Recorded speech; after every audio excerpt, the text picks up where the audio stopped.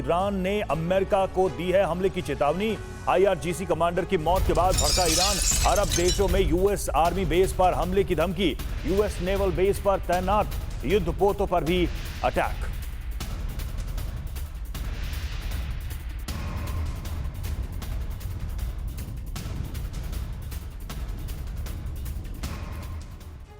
तो हमास की political wing के चीफ इस्माइल हानिया की हत्या के बाद मिडिल ईस्ट के कई देशों का गुस्सा बढ़ रहा है। हानिया की अंतिम यात्रा के बाद ईरान के सुप्रीम लीडर खमेनेई ने इजरायल विनाश का ऐलान कर दिया। इजरायल पर 72 घंटे में हमले का अल्टीमेटम दिया गया है। उधर इजरायल ने भी युद्ध की तैयारी शुरू कर दी है, यानी अरब में युद्ध का ज्वालामुखी कभी भी फट सकता है, जिसकी जद में महाशक्तियां भी आ सकती हैं। अगर इजरायल की मदद करने के लिए अमेरिका खुद उतरा तो ईरान को हथियार पहुंचा रहा रूस भी चीन के साथ मिलकर युद्ध में कूद सकता है। यह सीधे तौर पर तीसरे विश्व युद्ध की दस्तक होगी और विनाश का दुष्चक्र शुरू होने का संकेत है।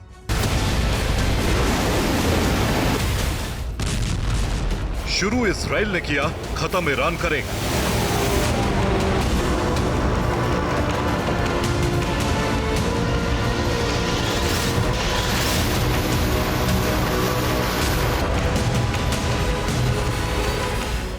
ईरान के supreme leader Ayatollah Ali Khamenei ने ऐलान कर दिया है 72 घंटे में इजराइल अंजाम भुगतेगा और अंजाम इतना भयानक होगा कि इजराइल का वजूद भी मिट सकता है। ईरान ने इसके संकेत भी दे दिए हैं।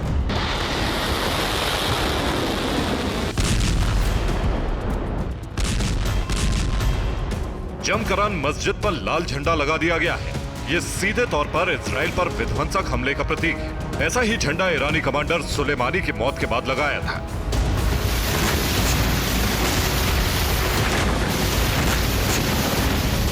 तेहरान के फिलिस्तीन चौक पर हिब्रू में एक पोस्टर लगाया गया है जिसमें साफ तौर पर लिखा है, पूरा ईरान चाहता है खून के बदले खून, यानी ईरान इजराइल में बड़ा नरसंहार भी कर सकता है।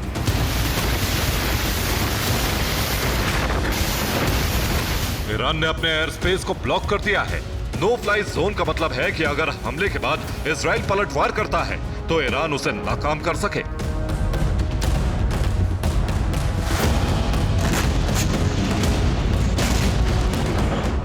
ईरान के हमले को लेकर यूएस इंटेलिजेंस और पेंटागन की रिपोर्ट में भी सामने आया है कि ईरान ने इजराइल पर हमले को हरी झंडी दे दी है। ईरान की तरफ से यह भी कहा गया है कि बिना अमेरिका की मिलीभगत के हानिया की हत्या नामुमकिन है।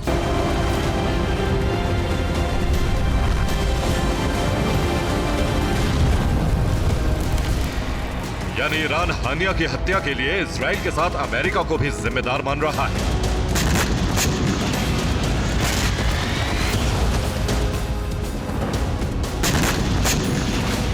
इस बीच ईरान के विदेश मंत्रालय ने संयुक्त राष्ट्र में कहा है, ईरान को संप्रभुता की रक्षा का अधिकार है। ईरान इसके लिए किसी भी हद तक जा सकता है, यानी ईरान अब पीछे नहीं हटने वाला।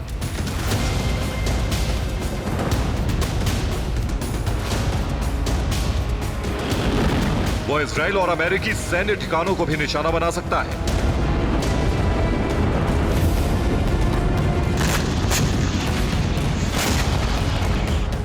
ईरान को लेकर मोसाद ने भी इनपुट जारी किया है कि ईरान ने 19 अप्रैल से भी बड़े हमले की तैयारी की है।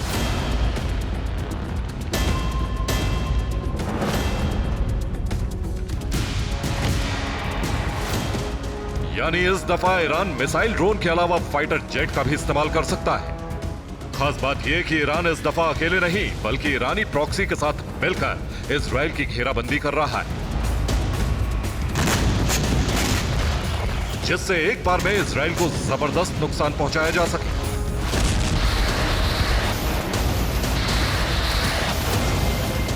ईरान ने ईरानी प्रॉक्सी को हथियारों की बड़ी खेप पहुंचाई है, जबकि रूस और चीन बैकडोर से ईरानी प्रॉक्सी की मदद कर रहे हैं। ईरान लॉन्ग रेंज मिसाइल रूस से मंगा सकता है, जबकि उसने ईरानी प्रॉक्सी को शॉर्ट रेंज और कैमिकाजी ड्रोन भेजने की प्लानिंग की है। लॉन्ग रेंज मिसाइल के अलावा स्वॉर्म ड्रोन अटैक करके इजराइल के डिफेंस सिस्टम को चकमा देकर ठीक वैसी ही मॉडस ऑपरेंडी अपना सकता है।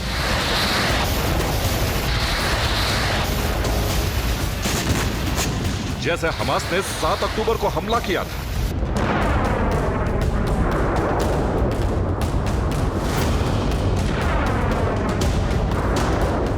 यानी एक बार फिर हवाई हमले से इजराइल के डिफेंस सिस्टम को फेल करके और फिर ईरानी प्रॉक्सी इजराइल में घुसकर हानिया की मौत का इंतकाम ले सके।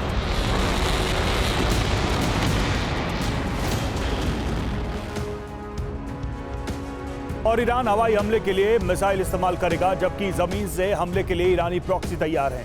ईरान ने 2 टारगेट फिक्स किए हैं। पहला टारगेट तेल अवीव है, जिसकी इराक जॉर्डन से होकर हवाई दूरी 1012 किलोमीटर है, जबकि सड़क मार्ग से 1750 किलोमीटर। इसके अलावा दूसरा टारगेट यरूशलेम है, जिसकी तेहरान से इराक जॉर्डन से होकर एयर रूट 1040 किलोमीटर, जबकि सड़क मार्ग 1800 किलोमीटर है। हमले के लिए ईरान मिसाइल और ड्रोन का इस्तेमाल कर सकता है, जिसमें से कुछ उससे ईरानी प्रॉक्सी को भी दिए हैं और जिसमें सेजिल लॉन्ग रेंज मिसाइल है, जिसकी रेंज 2000 किलोमीटर और स्पीड 5 से 6 किलोमीटर प्रति सेकेंड है। इसी तरह शहाब मीडियम रेंज मिसाइल, जिसकी रेंज 1000 किलोमीटर और स्पीड 3 से 4 किलोमीटर प्रति सेकेंड है। फतह 110 शॉर्ट रेंज मिसाइल है और इसकी रेंज 300 किलोमीटर, स्पीड 1.5 से 2 किलोमीटर प्रति सेकेंड है, जबकि मुहाजिर एक कामिकाजी ड्रोन है, इसकी रेंज 1000 किलोमीटर है।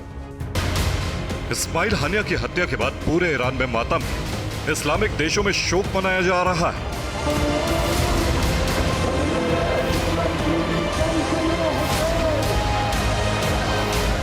इस्माइल हानिया की अहमियत इसी से समझी जा सकती है कि ईरान सरकार ने हानिया की तस्वीर और एक खाली कुर्सी उनके सम्मान में रखी। प्रेस कॉन्फ्रेंस या फिर फिलिस्तीन से जुड़े मुद्दों पर बात करते वक्त इस्माइल हानिया इसी जगह बैठा करते थे। जब ईरान की सड़कों पर हानिया का जनाजा निकला तो हजारों की भीड़ उसमें शामिल हुई।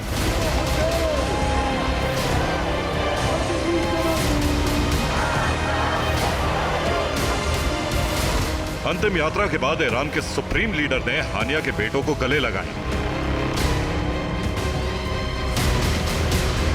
और फिर सोशल मीडिया पर तल्ख अंदाज में लिखा, ईरान में जो हुआ उसके बाद से ईरान बेहद दर्दनाक और बुरे दौर से गुजर रहा है, लेकिन यह हमारा कर्तव्य है कि हम बदला लेंगे। इंशाअल्लाह इंतकाम लेकर रहेंगे। हमले का वक्त और जगह तय हो चुके हैं।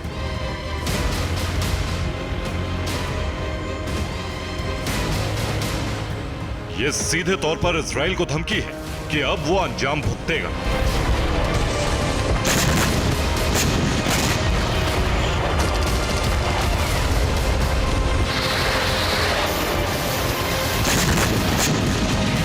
इसके जवाब में इजराइल के प्रधानमंत्री बेंजामिन नेतन्याहू ने कहा है, हम किसी दबाव में नहीं आएंगे, हमारी जीत निश्चित है।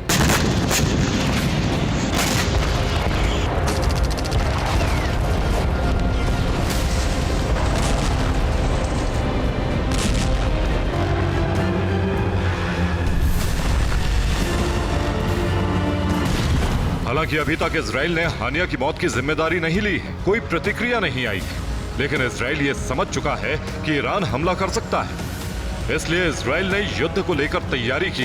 इस बीच ईरान के आर्मी चीफ ने भी धमकी दी।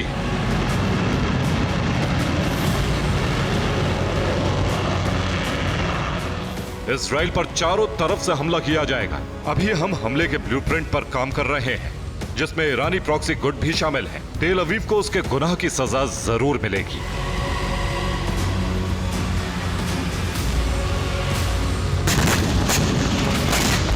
अब अरब में कभी भी बारूदी विस्फोट हो सकता है, क्योंकि ईरान इसे धर्म युद्ध में बदलने की कोशिश में जुटा है।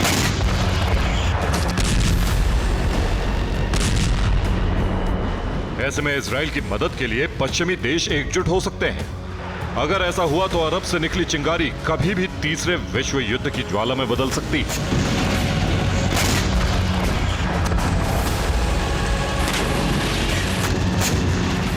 और फिर महाशक्तियों के बीच टकराव हुआ तो परमाणु युद्ध की दस्तक तय है।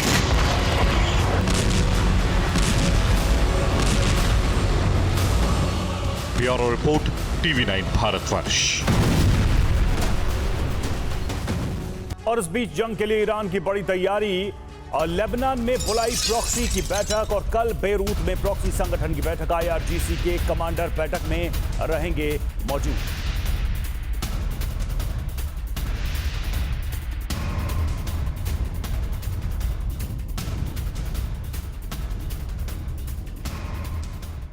तेहरान के बेहद सुरक्षित इलाके में इस्माइल हानिया की हत्या ने ईरान की साख पर सवाल उठा दिया। यही वजह है कि ईरान हानिया पर हमले से जुड़ी बेहद कम जानकारी दे रहा है। हानिया जिस इमारत में था वहां मिसाइल से हमला हुआ या फिर किसी ड्रोन से धमाका कराया गया, यह भी साफ नहीं हुआ है। एक रिपोर्ट में दावा किया गया है कि इजराइल की खुफिया एजेंसी इस्माइल हानिया के फोन से उसकी लोकेशन ले रही थी और सही मौके का इंतजार कर रही थी। दावा यह भी कि ईरान के किसी पड़ोसी देश के एयर स्पेस का इस्तेमाल करके इमारत पर मिसाइल से हमला किया गया। ईरान का एक बेहद सुरक्षित इलाका, राजधानी तेहरान का वो वीवीआईपी जोन जहां विदेशी मेहमान और बड़े लीडर्स रहते हैं।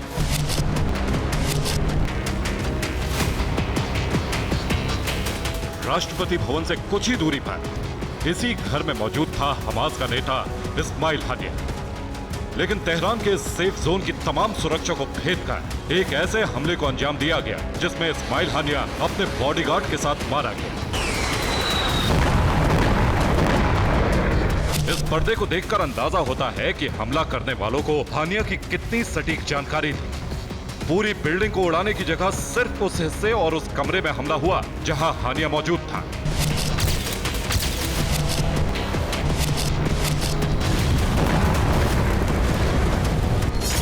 एक रिपोर्ट में दावा है कि हानिया के एक बॉडीगार्ड ने जानकारी लीक की। हानिया का बॉडीगार्ड हमलावरों से मिला हुआ था। हमलावर हानिया के फोन को ट्रैक कर रहे थे। हमला कैसे किया गया इसे लेकर अलग अलग दावे हैं। पहले दावे के मुताबिक इस्माइल हानिया को मारने के लिए एक ड्रोन का इस्तेमाल किया गया। कहा जा रहा है कि ड्रोन खिड़की के रास्ते कमरे में गया और फिर जोरदार धमाका हुआ।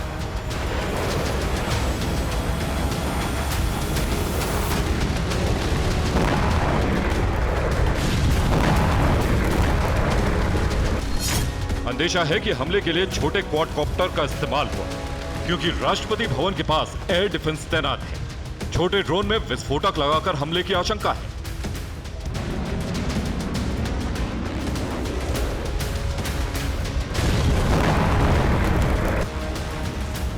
छोटे आकार का ड्रोन बेहद नजदीक उड़ता है और इससे बहुत कम आवाज आती है। माना जा रहा है कि क्वाडकॉप्टर से हमले की वजह से ही ना तो एयर डिफेंस एक्टिव हुआ और ना ही हानिया के बॉडीगार्ड सचेत हो सके।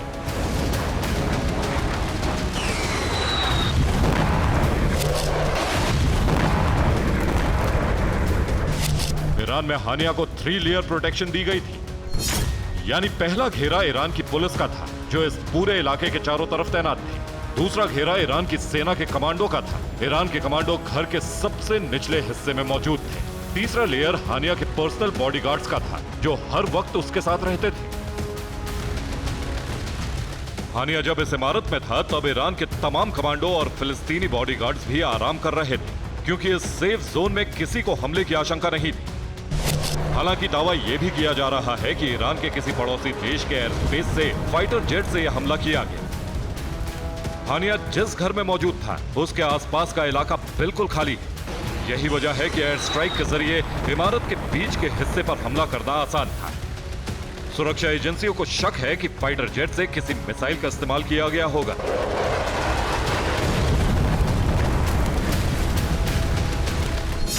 मिसाइल के मलबे से पता चलेगा कि किस देश के हथियार से हमला किया गया। हालांकि अगर हमला छोटे आकार के ड्रोन से हुआ तो हमला करने वाले देश का पता लगाना बेहद मुश्किल होगा क्योंकि विस्फोटक की वजह से ड्रोन बहुत छोटे छोटे टुकड़ों में बंट गया होगा। गाजा में हमास के डिप्टी चीफ खलील अल हैया ने दावा किया है कि इस्माइल हानिया की मौत मिसाइल हमले में हुई। अल हैया के मुताबिक हानिया के रूम की दीवारें क्षतिग्रस्त हो गई। शक्तिशाली मिसाइल हमले की वजह से खिड़कियां और दरवाजे भी टूट गए।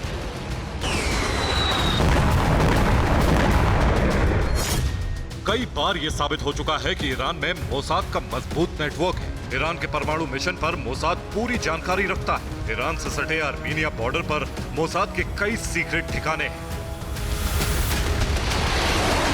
ईरान में मोसाद के एजेंट्स कई ऑपरेशन को अंजाम दे चुके हैं। ईरान के सबसे बड़े परमाणु वैज्ञानिक मोहसिन फखरीजादे की हत्या करके मोसाद दिखा चुका है कि ईरान में उसकी पकड़ कितनी मजबूत है।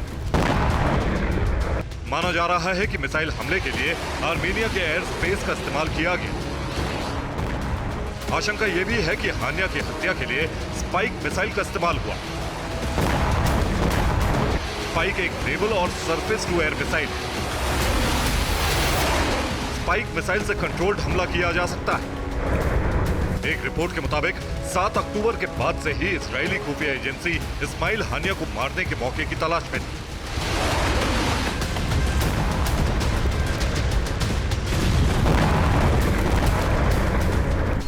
एक रिपोर्ट के मुताबिक व्हाट्सएप के जरिए मोसाद को हानिया की लोकेशन मिली। इजरायली खुफिया एजेंसी ने स्पाईवेयर वाला एक व्हाट्सएप संदेश भेजा था। फोन से ही इजरायली खुफिया एजेंसी को सटीक लोकेशन मिल रही थी। रिपोर्ट के मुताबिक इजराइल की खुफिया एजेंसी एक ऐसे मौके की तलाश में थी जब हानिया की मूवमेंट ना हो रही। यही वजह है कि हमला उस वक्त हुआ जब हानिया एक इमारत में था।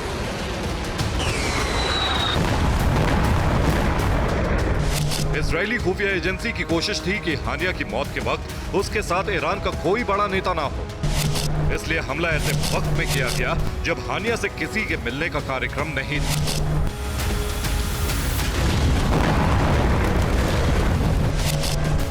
ईरान ने फिलहाल हत्या के तरीकों और जांच को लेकर कोई खुलासा नहीं किया है,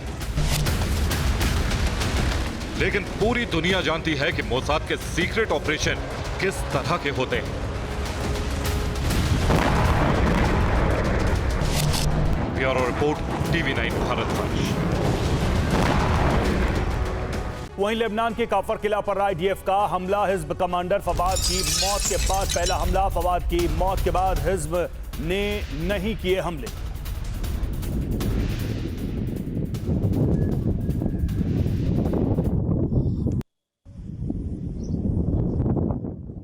और इस्माइल हानिया की मौत इजराइल के लिए एक बड़ी कामयाबी है। इस कामयाबी को हासिल करते ही खुफिया एजेंसी मोसाद ने नए टारगेट सेट कर दिए हैं। हानिया की मौत के बाद हमास को बिखरने से रोकने के लिए नया संगठन तैयार किया जा रहा है। हमास संगठन की कमान अब खालिद मशाल के हवाले कर दी गई है, लेकिन मशाल से लेकर हूती तक सब इजराइल का टारगेट है। देखिए अब इजराइल की हिट लिस्ट में अरब के कौन से बड़े चेहरे हैं।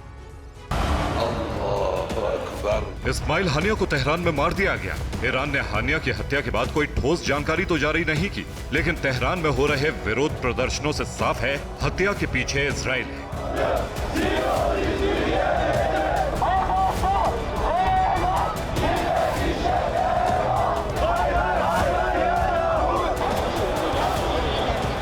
इजराइल ने 7 अक्टूबर 2023 के हमलों के बाद से ही हानिया की हत्या का ऑपरेशन शुरू कर दिया था और 30-31 जुलाई की रात को तेहरान के एक सेफ हाउस में हानिया का शव मिला।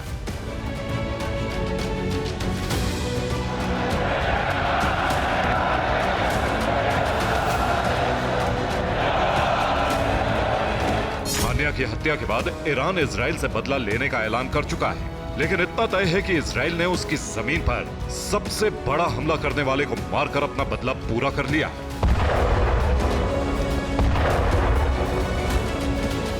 गाजा की जंग के लिए फंड रेजिंग और गाजा की जंग में डिप्लोमेटिक कार्रवाई, ये सब काम हानिया कतर की राजधानी दोहा से करता था।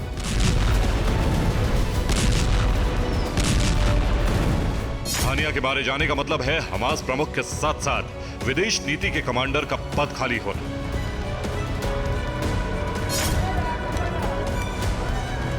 गाजा की जंग को जारी रखने और अंतर्राष्ट्रीय स्तर पर गाजा के लिए फंड रेजिंग जारी रखने के लिए अब संगठन की कमान खालिद मशाल को सौंपी गई है।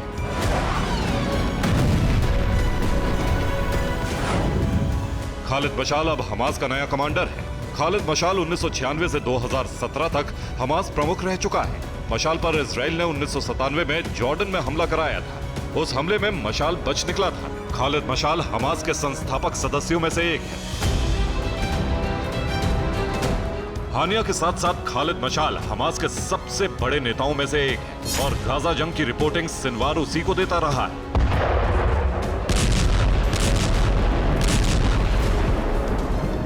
इजराइल ने हमास जैसे प्रॉक्सी संगठनों को खत्म करने का टारगेट मोसाद के हवाले कर दिया है। मोसाद के टारगेट पर नए चेहरे कौन से हैं, ये जानिए। ओपन सोर्स इंटेलिजेंस के मुताबिक कतर में रहने वाला खालिद मशाल मोसाद का अगला टारगेट है। इसके अलावा बेरूत में रहने वाला हिजबुल्लाह प्रमुख हसन नसरल्लाह भी मोसाद के निशाने पर है।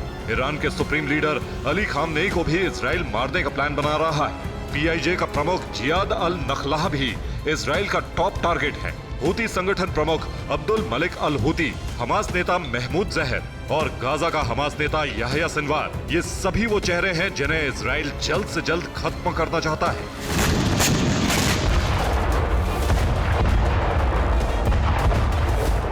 क्योंकि इन्हीं चेहरों की वजह से इजराइल पर हमले हो रहे हैं। लेबनान से नसरल्लाह तो यमन से हूती इजराइल पर हमले कर रहा है।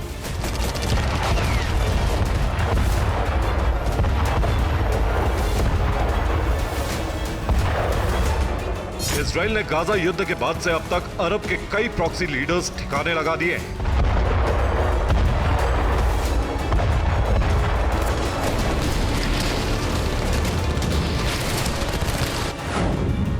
हानिया से पहले इजराइल ने जनवरी 2024 में बेरूत में हमास नेता सालेह अल अरूरी की हत्या कर दी थी। जुलाई 2024 में अल कस्साम कमांडर मोहम्मद दाइफ को मार गिराया। मार्च 2024 में इजराइल ने एक ऑपरेशन में गाजा के अल कस्साम कमांडर मारवन ईसा को ढेर कर दिया था।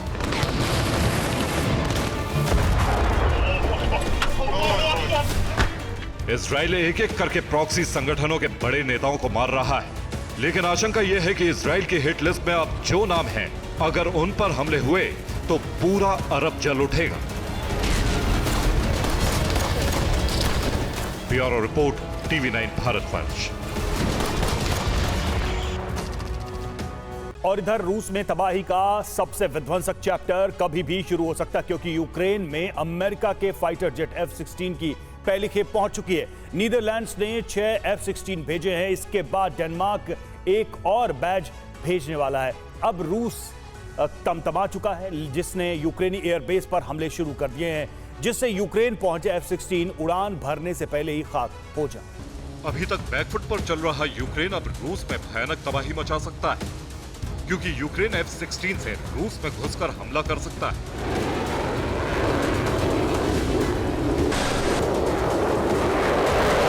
इसका सीधा मतलब यह है कि यूक्रेन को F-16 मिल चुके हैं।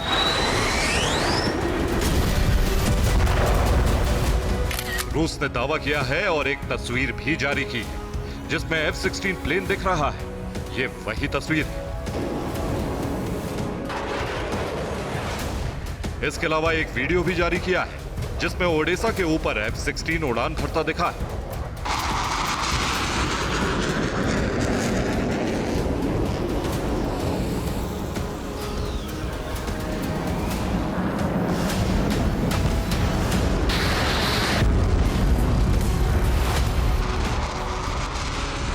दावा यह भी किया गया है कि यूक्रेन को 6 F-16 का पहला बैच नीदरलैंड्स ने दिया है, जबकि अगली खेप डेनमार्क से आने वाली है।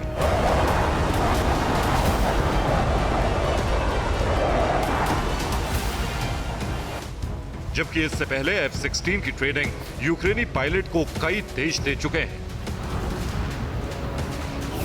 जिसमें पोलैंड और डेनमार्क भी शामिल है। जबकि फाइनल लेवल की कॉम्बैट ट्रेनिंग अमेरिका ने दी। अब रूस का गुस्सा 7वें आसमान पर जा पहुंचा है, जबकि नाटो देश काफी खुश है। लिथुआनिया के विदेश मंत्री ग्रेवेलियस लैंड्सबर्गिस ने कहा है, यूक्रेन को 6 एयरक्राफ्ट मिले हैं और साल के आखिर तक इनकी संख्या 20 पहुंच जाएगी। पहले नीदरलैंड्स और फिर डेनमार्क इन्हें पहुंचाएगा। अब युद्ध में नामुमकिन परिस्थितियों पर भी विजय पाई जा सकती है।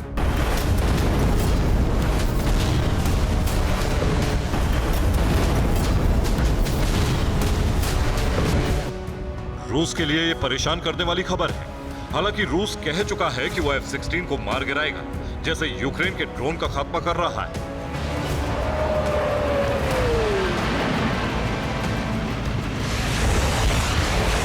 हालांकि अभी यूक्रेन F-16 की तैनाती फ्रंट लाइन पर नहीं करेगा।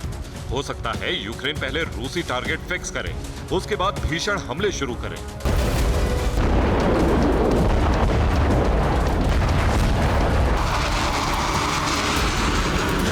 इस बीच रूस ने नॉन स्ट्रेटेजिक न्यूक्लियर ड्रिल का तीसरा चरण शुरू कर दिया है, यानी रूस ड्रिल के जरिए धमकाना चाहता है। जबकि अरब से रूस के लिए बुरी खबर आई है। सीरिया में रूसी एयरबेस क्वेरिस पर बड़ा हमला हुआ। ये उसी की तस्वीरें। बताया जा रहा है इस हमले के पीछे यूक्रेन है, जबकि इससे पहले यूक्रेन माली में भी रूस समर्थित ग्रुप पर भी हमला करा चुका है। यानी अब यूक्रेन रूस युद्ध का दायरा यूरोप से बाहर अफ्रीका और मिडिल ईस्ट तक जा पहुंचा है, जो एक बड़े विनाश का संकेत है। Bureau report, TV9 Bharatvarsh. Israel पर ईरान के हमलों की आशंका तेज हो गई है और लुफ्थांसा ने कैंसिल की तेल अवीव की उड़ानें। फ्रांस के नागरिकों को सचेत रहने की चेतावनी।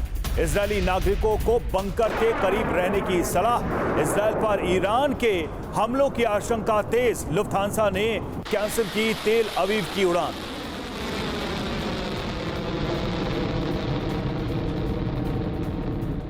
बहत्तर घंटे के अंदर इजरायल पर बहुत बड़ा हमला होने जा रहा है। हानिया और फवाद शुक्र की हत्या से बौखलाए ईरान और ईरान प्रॉक्सीज इजरायल पर अब तक के सबसे बड़े हमले की तैयारी कर चुके हैं। पेंटागन की रिपोर्ट के मुताबिक ईरान और उसके प्रॉक्सीज इजरायल पर एक साथ 8 देशों से विध्वंसक हमला करने जा रहे हैं। पेंटागन की इस चेतावनी के बाद न सिर्फ इजरायल ने बल्कि अमेरिका और फ्रांस ने सुरक्षा चक्र मजबूत कर दिया है। उधर ईरान ने कहा है कि अगर अमेरिका बीच में आया तो अरब में मौजूद उसके 11 बेस का वजूद मिटा देंगे। तो सवाल है कि क्या हानिया और फवाद शुक्र की हत्या अरब महाविनाश की वजह बनने जा रही है?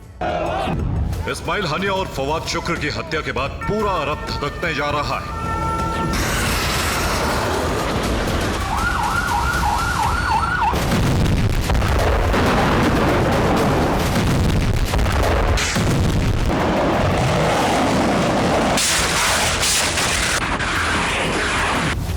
इजराइल से ईरान के साथ साथ उसके सभी प्रॉक्सी हानिया और शुक्र की मौत का बदला लेने जा रहे हैं।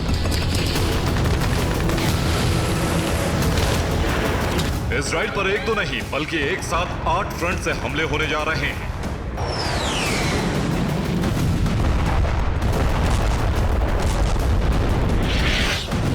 अगर अमेरिका इजराइल की रक्षा करने की कोशिश करेगा तो अरब में मौजूद उसके सभी सैन्य बेस का वजूद मिटाने का ब्लूप्रिंट तैयार हो चुका है।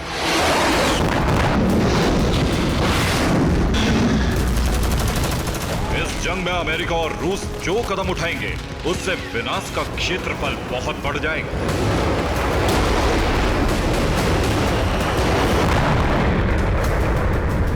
अमेरिकी रक्षा मंत्रालय पेंटागन ने इजरायल को लेकर हमले की चेतावनी जारी की है।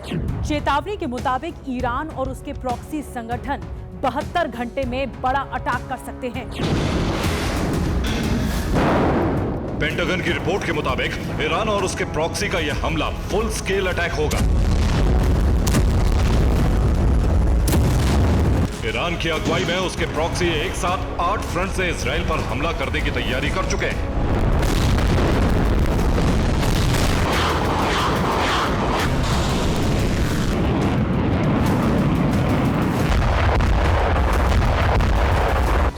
Iran, Lebanon, Iraq, Yemen, Syria, Gaza, फिलिस्तीन और बहरीन, ये वो 8 मोर्चे हैं जो इजराइल के खिलाफ अगले 72 घंटे में खुलने जा रहे हैं।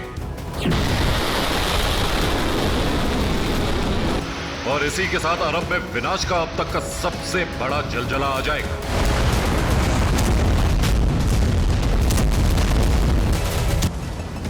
ईरान और उसके प्रॉक्सी प्रतिशोध की आग में इसलिए जल रहे हैं क्योंकि 24 घंटे में ही हमास और हिजबुल्लाह के 2 बड़े नेताओं का खात्मा हो चुका है। लेबनान की राजधानी बेरूत में आईडीएफ की बमबारी में हिजबुल्लाह के मिलिट्री विंग का चीफ कमांडर फवाद शुक्र मारा गया। तो तेहरान के हाई सिक्योरिटी जोन में इजरायली सेना ने हमास चीफ इस्माइल हानिया को मौत के घाट उतार दिया। हानिया की हत्या ईरान में हुई, लिहाजा ईरान के साथ साथ उसके सभी बड़े प्रॉक्सी इजराइल का अस्तित्व मिटा देने पर आमादा है।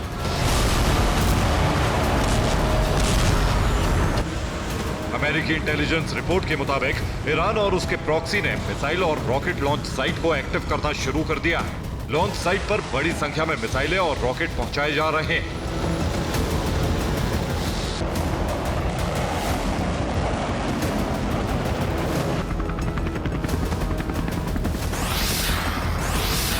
एक साथ कई मोर्चों से ऐसा धावा बोलने की तैयारी है जिसे ना तो इजराइल रोक पाएगा और ना ही अमेरिका।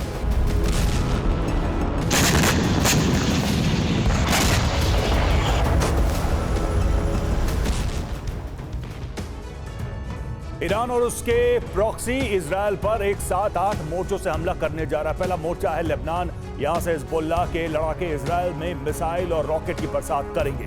दूसरा फ्रंट है यमन। यमन में हूती की बैलिस्टिक मिसाइलों से महाविध्वंस करने की तैयारी है।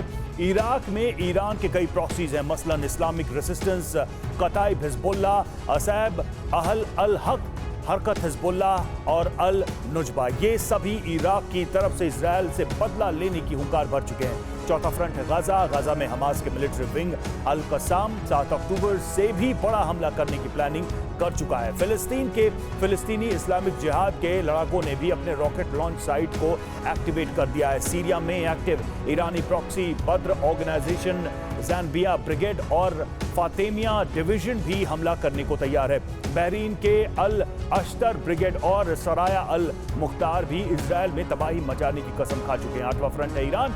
ईरानी सेना ईरान की धरती से इजरायल पर अप्रैल से भी बड़ा हमला करने वाली है।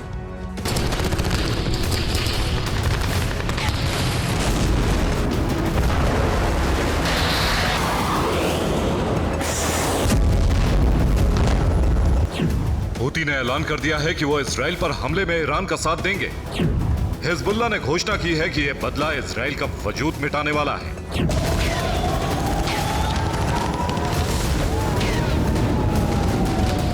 ईरान और उसके प्रॉक्सी की खतरनाक तैयारियों को देखते हुए इजरायल के साथ साथ अमेरिका भी तनाव में है।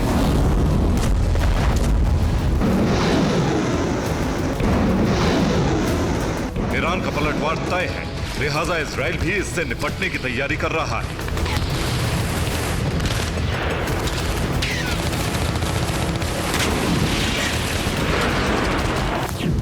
हमले से बचने के लिए इजरायल ने एयर डिफेंस सिस्टम की तैनाती बढ़ा दी है।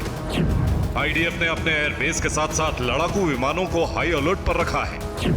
इजरायली रक्षा मंत्री योव गैलेंट ने एरो 3 डिफेंस सिस्टम बेस का दौरा किया। उधर इजरायली एयरफोर्स के कमांडर ने कहा है कि वायुसेना किसी भी स्थिति के लिए तैयार है। हमारे लिए कोई भी टारगेट दूर नहीं।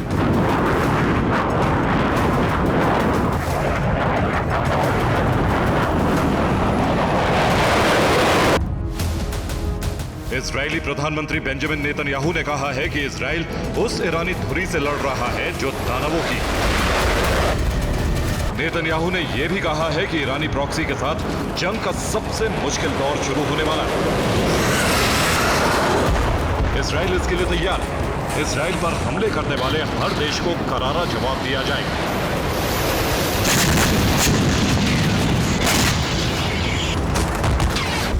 सुरक्षा की तैयारी सिर्फ इजरायल ही नहीं कर रहा है, बल्कि अमेरिका, ब्रिटेन और फ्रांस भी तैनाती कर रहे हैं।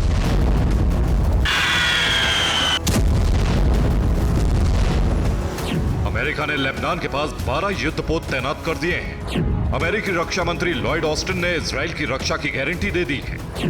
फ्रांस ने हिजबुल्लाह को इजरायल पर हमला न करने की चेतावनी दी है। इजरायल के लिए अमेरिका, ब्रिटेन और फ्रांस खेमेबंदी कर रहे हैं, तो ईरान को रूस और चीन ने समर्थन दे दिया है। रूसी सिक्योरिटी काउंसिल के डिप्टी चीफ दिमित्री मेदवेदेव ने कहा है कि ईरान को बदला लेने का पूरा अधिकार है। रूस का साथ मिला तो ईरान ने अमेरिका के खिलाफ हुंकार भर दी।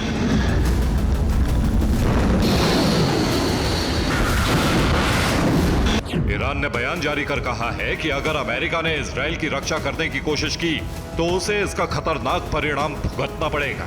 ईरान ने अरब में मौजूद अमेरिका के 1 दर्जन बेस पर हमले की धमकी दी है। ईरान ने कहा है कि अरब में जहां भी अमेरिका के बेस हैं, वहां ईरान और उसके प्रॉक्सी विध्वंसक हमला करेंगे। जाहिर है अरब में महायुद्ध की जो आग भड़कने वाली है, उससे दुनिया का नक्शा बदल जाएगा। Bureau report, TV9 भारतवंश। और हिज़्ब के उत्तरी इजरायल पर हमले तेज हो गए हैं। उत्तरी इजरायल से हटाए गए कारखाने, बॉर्डर से 40 किलोमीटर पीछे हटाए गए उद्योग, उत्तरी इजरायल से 90,000 परिवारों का पलायन।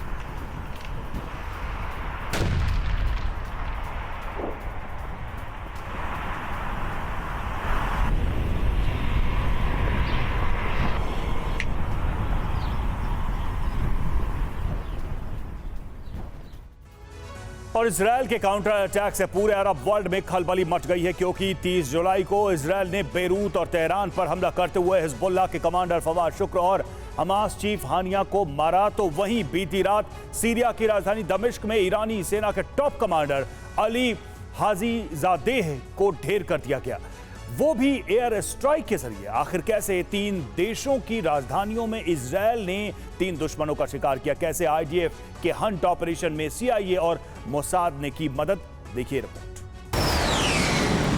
महज 24 घंटे के भीतर इजराइल ने अरब के 3 देशों पर हवाई हमले किए, और जानते हैं ये तीनों हमले उन देशों की राजधानियों पर किए गए।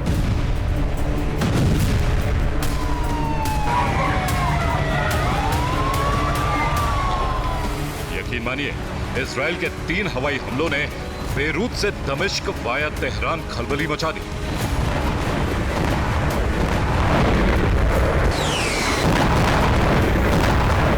क्योंकि इन 3 हमलों में एयर स्ट्राइक के जरिए नेतन्याहू ने अपने 3 दुश्मनों को मौत के घाट उतार दिया।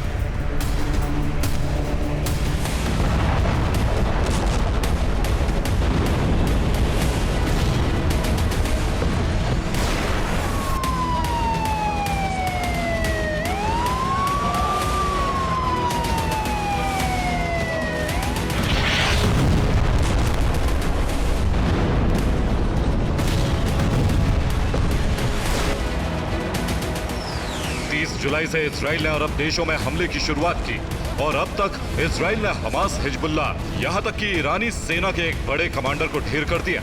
अब सवाल यह है कि इजरायली सेना ने कब, कहां और कैसे स्ट्राइक की। आखिर आईडीएफ के हमलों में किसकी मौत हुई, ये भी जान लीजिए।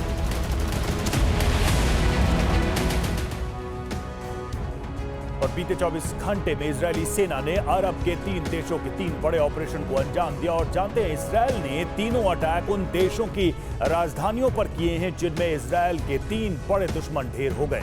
सबसे पहले 30 जुलाई की रात 8 बजे आईडीएफ ने लेबनान की राजधानी बेरूत के अल हरीक इलाके में एयर स्ट्राइक की, जिसमें हिजबुल्लाह के मिलिट्री विंग का चीफ कमांडर फवाद शुक्र मारा गया, जिसे नसरुल्लाह का राइट हैंड भी माना जाता था। ठीक इसी तरह 30 से 31 जुलाई की रात 2 बजे बेरूत से करीब 1460 किलोमीटर दूर ईरान की राजधानी तेहरान के हाई सिक्योरिटी जोन में मिसाइल हमला हुआ, जिसमें हमास के प्रमुख इस्माइल हानिया की मौत हुई। दावा किया जा रहा है कि ईरान के प्रेसिडेंट हाउस से महज 100 मीटर की दूरी पर मौजूद गेस्ट हाउस में हानिया ठहरा हुआ था। उसी गेस्ट हाउस पर अटैक हुआ, और इसके हमले में 19 घंटे बाद यानी कि 31 जुलाई की रात 9 बजे तेहरान से करीब 1395 किलोमीटर दूर सीरिया की राजधानी दमिश्क में आईडीएफ ने हवाई हमला किया, जिसमें आईआरजीसी के टॉप कमांडर अमीर अली हाजीजादेह ढेर हो गया। गौर करने वाली बात यह है कि अभी हमास के चीफ हानिया और हिजबुल्लाह के चीफ कमांडर फवाद शुक्र सुपुर्दे खाक भी नहीं हुए थे। इन दोनों की मौत से हमास, हिजबुल्लाह उभरे नहीं थे।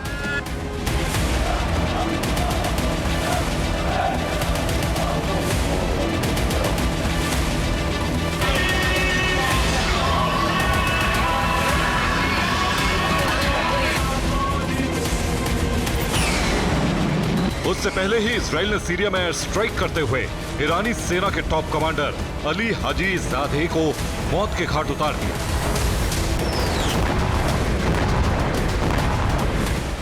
मीडिया रिपोर्ट्स में दावा किया गया है कि दमिश्क के सैदा अल ज़ैनब इलाके में इजराइल ने हवाई हमला किया, जिसमें आईआरजीसी का brigadier general Amir Ali Hajizadeh मारा गया। दावा है कि मोसाद और सीआईए ने अली हाजीजादेह की लोकेशन ट्रेस की। मतलब ये कि महज 24 घंटे के भीतर इजराइल ने अपने 3 दुश्मन यानी ईरान, हिजबुल्लाह और हमास को बैक टू बैक 3 झटके देते हुए 3 बड़े कमांडर्स को ढेर कर दिया, जिनका सीधा ताल्लुक इजराइल हमास जंग से था।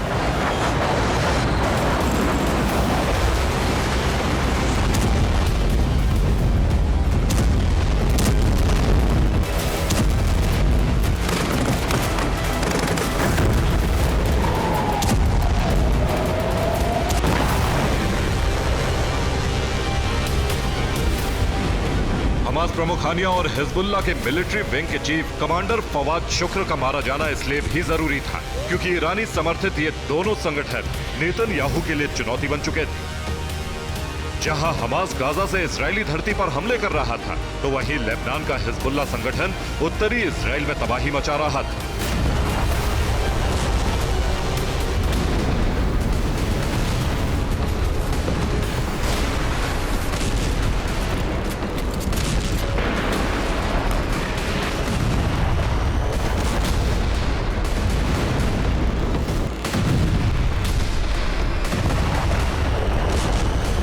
लेकिन बड़ा सवाल यह है कि सीरिया की राजधानी दमिश्क में स्ट्राइक करते हुए आईडीएफ ने ईरानी सेना के कमांडर अमीर अली हाजीजादे को क्यों मारा?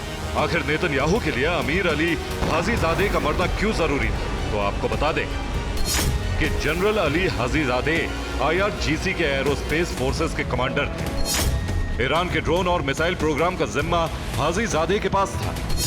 हाजीजादे ने अप्रैल में इजराइल पर मिसाइल हमले का प्लान बनाया। हाजीजादे के पास सीरिया इराक में प्रॉक्सी नेटवर्क की कमान भी थी। प्रॉक्सी संगठनों को हथियारों की सप्लाई भी अली हाजीजादे करते थे।